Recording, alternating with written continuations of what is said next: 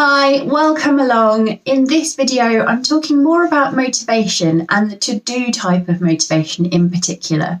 If you missed my video introducing the 4 different types, then check out the link. I'll put it in a card at the top and in the link description below.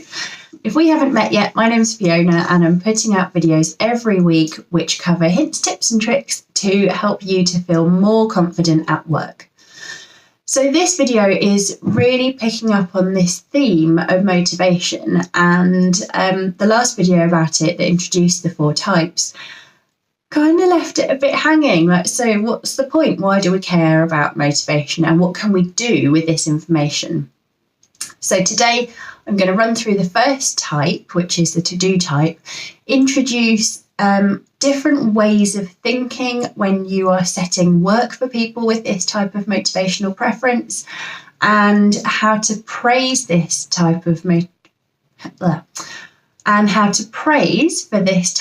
motivation, so you are telling people good job and thank you in a way that will really help keep that motivational level high, but also some things to just be wary of with people who have this type of motivation and where they may become demotivated. All right, let's get stuck in. If you manage a to-do type of person, then give them work which is set up or has the potential to be set up in a project type of format. So they need work which can be organised in a way which has clear deadlines, milestones and to-do actions that all kind of stack up together to make a really tightly packaged workflow. And this can be great big huge messy tasks actually, because this person is probably going to be able to really sort through all of that mess, untangle it all, understand the different work streams that need to be done, and be able to kind of put together a plan which, kind of has those features. So they will instinctively bring in milestones and to-do lists which will support the overall deadline and delivery that you need. If you're working with someone who's sort of maybe a bit younger and a bit less experienced of doing this for themselves, you might need to help them to set that out in the first few occasions. But once they've got the hang of it, you can just hand it to them and go, here's a big messy blah, go sort it out, come back to me with a project plan, and once it's approved, just run with it. And this person will be really dedicated. They will plod along methodically, ticking off their to-do list, meeting their milestones, and overall they will deliver the project most likely on time and on budget. And that's great. So how are you going to motivate this person, to keep going and to meet those deadlines? Well, one of the things is you need to praise them in a way that really speaks to that kind of motivation type. So to do this, make sure that when you receive their project plan, you put a little note in your diary of when each of their key milestones is. And at those times, just check in with them, see how they're going, say, well done, you're making great progress, thank you very much.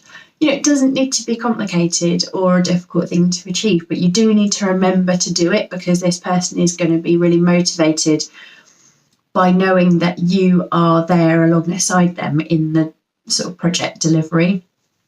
Not that you're doing the work with them or for them, but just that you're aware that they are steadily plodding along and sort of doing the work for you, and that they're a really stable force in the team. So don't kind of forget them or let them feel overshadowed by other people who may be more deemed to be creative and spontaneous and kind of competitive and, all of those things. This person is really steady, stable, and you need to praise them on that basis to really motivate them.